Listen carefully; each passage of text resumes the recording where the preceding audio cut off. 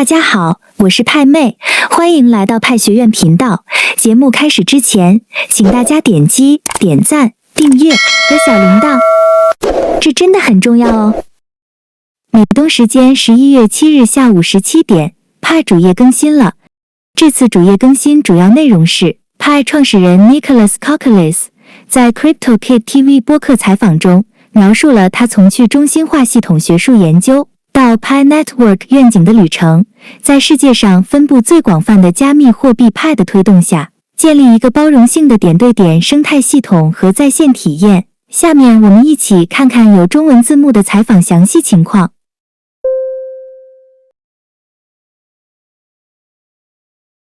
Hello, Dr. Nicolas. Thank you for jumping on the Crypto Kid podcast.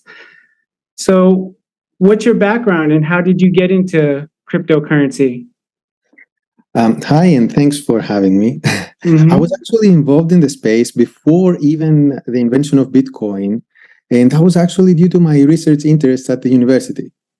So I'm a computer scientist. I did my PhD and postdoc at Stanford University, and my interests are in distributed systems, which is essentially what a blockchain is. The precursor to blockchain existed many years before, and social computing, which is related to human-computer interaction and crowdsourcing. So as part of my master's thesis, I created a framework for writing smart contracts on fault-tolerant distributed systems.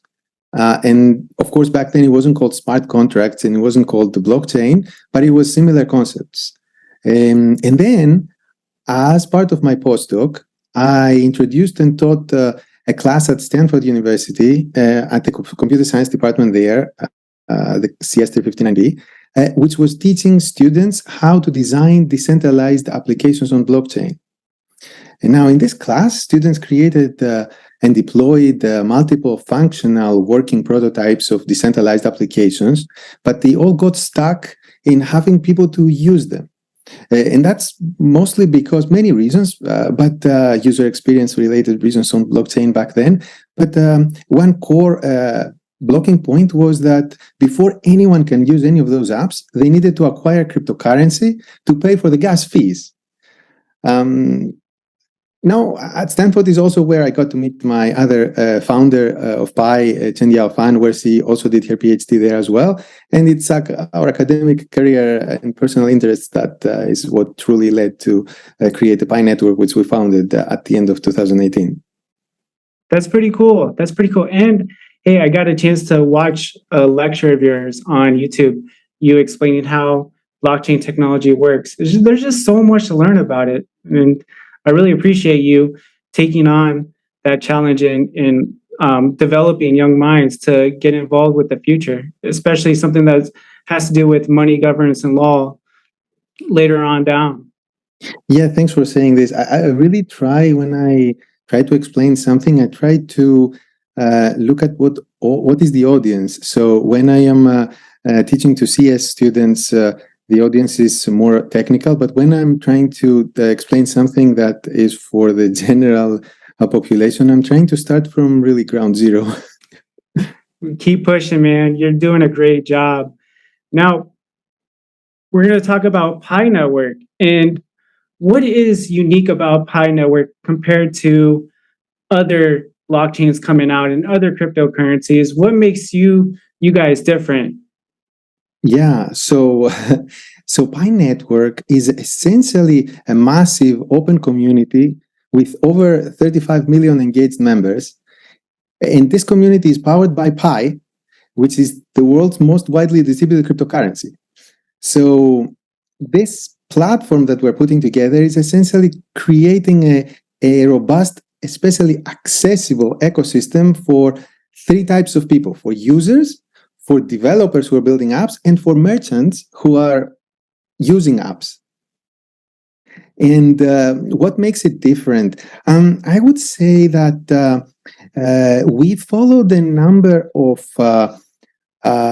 non-consensus strategies compared to other cryptocurrencies. Like, for example, we didn't just focus on solving a technical problem. Sometimes you hear things like transactions per second and this and that technical solutions, but we also focused on solving the human problems. So having people engaged, having people on the platform to begin with. Another thing that we did differently is that our platform is not just focusing on blockchain native applications and nothing else, meaning like DeFi, NFT. Of course, these are possible on Pi, but this is not the only thing that the platform is focuses. It focuses on all types of applications that solve needs for mainstream audience. Let me see. Another different thing that we did slightly different here is that we focused on accessibility and inclusivity through essentially trying to reduce any kind of barriers for people to participate, such as financial barriers and technical barriers. So financially, we don't ask them to pay for anything to acquire Pi. In fact, it's not even possible for someone to do that. You can only mine it on the platform. And technical barriers, they don't need to be computer scientists or have complicated mining rigs at home that are allowing them to mine. All they need is a mobile phone and participate using. Amazing. Yeah, there's like so many mining farms out there, and it's crazy how much it can damage the ecosystem, in my opinion. And we definitely need more room for improvement in protecting the environment, and that's a great way. And plus, you literally have a computer in the palm of your hand. So, and more people, the phone is so easy to use. A kid could navigate it. So that's just, you're gonna get like 10-year-olds learning how to mine cryptocurrencies and then making more money than their parents. It's amazing. So what will the KS or KYC solutions help the pioneers? How will it help the pioneers? So how will it help? And first of all, Pi is from the beginning, we're building it as a fully compliant platform. We're here. Our identities are known, and we wanted it to, as part of compliance,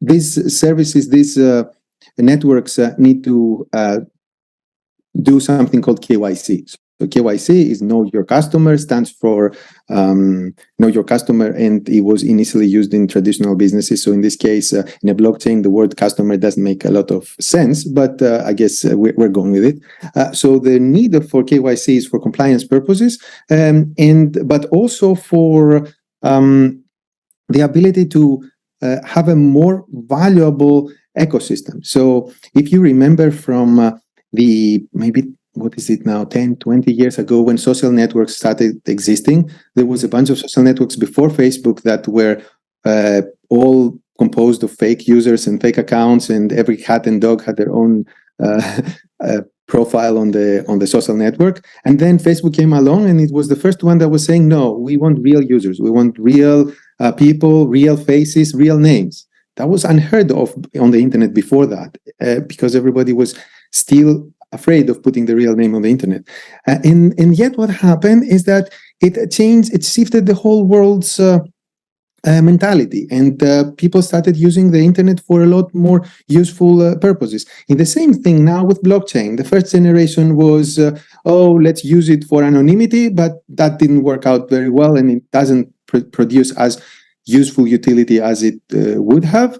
And now the second generation is the one that is based on real identity, and actually this is how you can you're able to create true useful applications on top of blockchains. Now Pi created its own KYC solution. I'm happy to tell you about it as well. But yeah, I remember when Facebook was out, and the way that they would weed out the fake users is you had to message like 10 people to make sure that you're actually real. It was just like such a process, and it was kind of annoying. I didn't like it, but when Facebook came out, it was just so much easier and actually better. So I think blockchain will be better in the future, and as more people get involved with it and start understanding the technology, you'll see a lot more use cases in it. And what was I going to say? Yeah, that's pretty much it. And so, why was accessibility an important factor for developing Pi Network? Well, accessibility is very important. Any successful currency that wants to support a real ecosystem with utilities relies on a large social network, because in order for you to have true utility, you need to have many people recognize the cryptocurrency and are able to own it, and they are willing to transact goods and services with that currency. So the size of a crypto network essentially needs to hit an inflection point for real utilities and markets to form. And that's that after this inflection point, we will be able to have network effects. Okay. Yeah, I just remembered what I was going to say earlier. Blockchain technology, back to that, blockchain technology is like the internet in the 90s. Okay. So that's what I just wanted to say. And you also made a great point with the accessibility. And what does this mean for the future of mining on mobile phones? So I think that in order for you to have a useful cryptocurrency, you can't think 2009. So Bitcoin was great because it proved to the world that cryptocurrencies exist, and it is possible to have a decentralized ledger that is maintaining essentially accurately maintains the balances of different people. Because before that, you would need a centralized bank to tell you what your true balance is. And with Bitcoin, the proof of concept of a decentralized bank essentially is possible.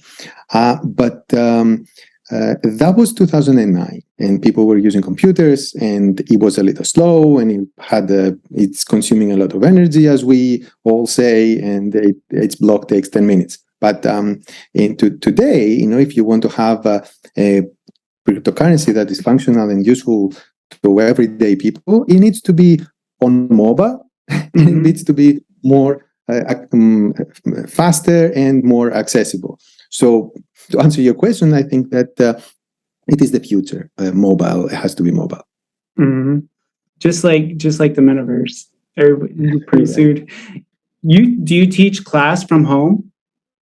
My primary job is building Pi Network, but it just happens that every year since I left Stanford, I have been invited to co-instruct one of the blockchain classes over at Stanford. It's not official, but it just every year it just happens that they invite me again. So I teach the technical lectures in that class, and other instructors teach non-technical aspects. Okay. I like it. Now, what are the stages of verification? I know sometimes it could be a little bit complex with the authenticator, and it can be kind of tedious to some people. So the stages of authentication. Can you maybe help me understand your question a little more? How to access the cryptocurrencies or the coins. The Pi? Are you talking about Pi? To how do I say, to make sure the person that's actually accessing it is actually them, not some hacker from across the other side of the world. Yeah, there are two questions here. I guess one is about the user and one is about the consensus algorithm. I think you're more interested about the user. So Pi has two levels. Mm-hmm. So first of all, for the past few years, people have been mining it through a mobile app. So on that mobile app, they have been accumulating Pi as, let's say, tokens. And these are not these are the tokens that are going to be migrated into the mainnet blockchain, and has been migrating. We have actually already migrated over 2.5 something million people into the mainnet blockchain. So for these two systems, there is essentially two different ways of authenticating yourself. So for the mobile app system, we use a traditional username, password, or you can have Facebook sign in and a few other Apple sign in and a few other ways to authenticate yourself. Now, for the actual blockchain, which is what happens after you KYC and your balance is migrated from the app into the blockchain, for the actual blockchain, we use non-custodial wallets. That's a mouthful, but for the audience who may not know what this means, it means that the users will have to remember a passphrase, and that passphrase is enough to fully authenticate themselves. And no one else knows that passphrase, to the point that if someone were to hack it, theoretically, without stealing it from you using a virus, if they were to actually hack it and hack SATO 56, it would take them 100 billion years to do it using computational methods. Of course, they can try to deceive you, to give them your passphrase, which is a different problem. It's a user experience problem, but in terms of cryptography, it's very strong. So essentially, the proper way all cryptocurrencies are supposed to do it is through non-custodial wallets. So the users have to remember this passphrase. Now, because this passphrase is a little difficult to remember, we ask the users to save it on somewhere safe, and we help them use the phone's biometric features, such as the thumbprint or the facial scan, to essentially load up this passphrase using their phone's algorithms. And there are some phones, depending on companies, I guess you can tell that these days most phones are doing a pretty good job at securing those data. The simplicity of it is very important, and I hope this encourages people to jump into it and not be afraid of memorizing a phrase. Just get into it. It's not that hard, and the more you learn about it, the easier it'll become. So the good thing about the Pi, if you want me to add this, is that the whole ecosystem is built around the program we call the Pi browser. So it's like a web browser, but for Pi applications, and you can access the ecosystem there. And one of the applications of this Pi browser is the Pi wallet. So essentially, we have created a system where the various Pi apps can talk to each other and the Pi wallet, and they are able to interconnect. So let's say you are on a gaming app and you want to spend a few tokens to continue where you left off. So you say, I want to do it. You push a button, then it pulls the Pi wallet in front of you. Then you touch your thumb. It asks you if you are sure that you want to submit this amount of Pi to that specific app. You say yes or no, and then Pi is transmitted to the app, and you are directed back to where you were.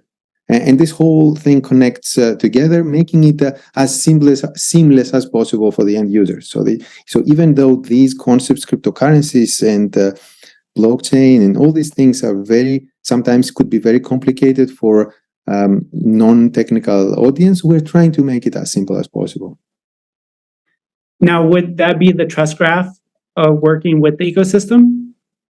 Now, the trust graph is something core to our consensus algorithm. So it's the way that Pi works is it essentially creates a trust graph of people who are considered to be on the mainnet in a way. And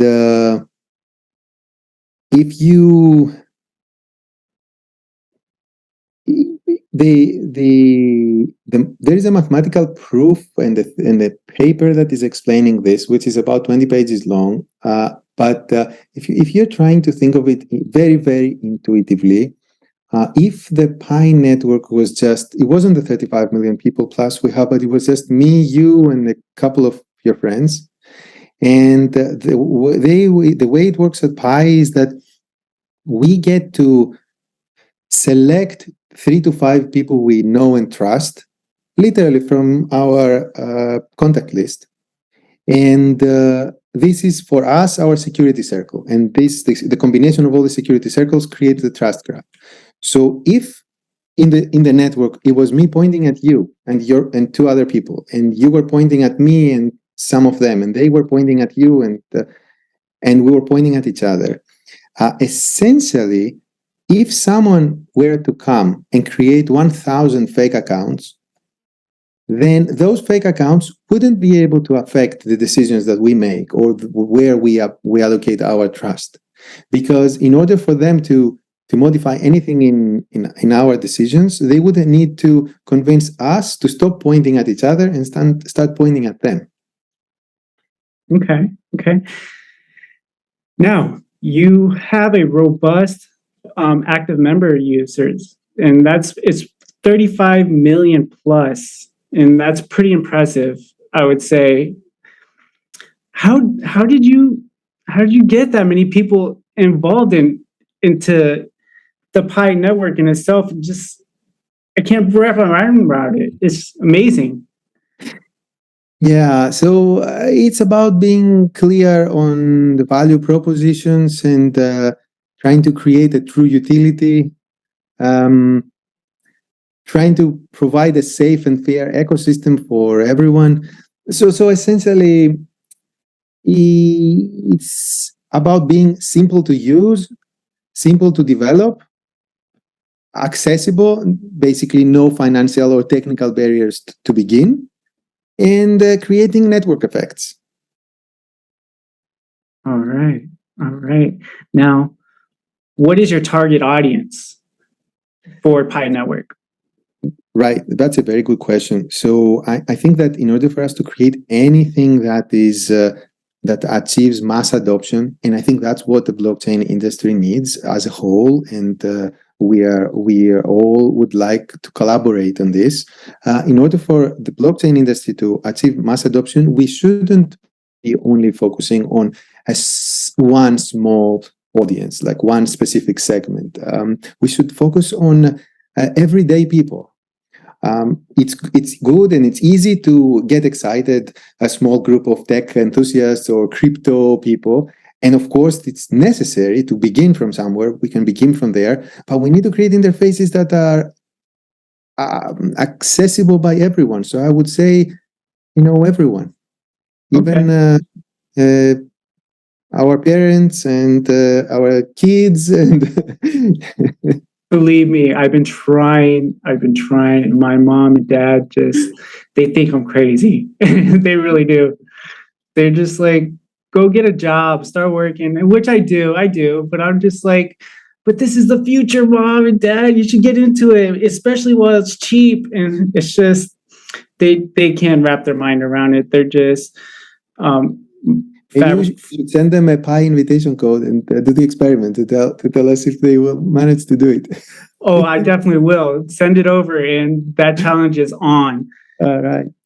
So, does the bear market clean out the landscape? I mean, that's right. Yes. So in the crypto space, there is a lot of noises, and also there is a lot of projects maybe that are in for the wrong reasons, maybe trying to have some quick effects without paying attention to long-term value. So it's usually the case that long-term valuable projects are usually started or basically persevered during low times. Because anything that gets very quick results can also very quickly decay. So we saw some of that in the previous months or the beginning of this period. I agree. And it just shows who the real enthusiasts are. Also, I personally like the bear market. It's just something I like talking more about it when times are bad. Just because I know when times are good, people are just going to be like, "Hey, you know what, Sonny or crypto kid, you were right," or "Doctor, you were right," at school, or something like, or your peers, or somebody that you were trying to convince, or persuade. There's something I like to. It's about going to conferences.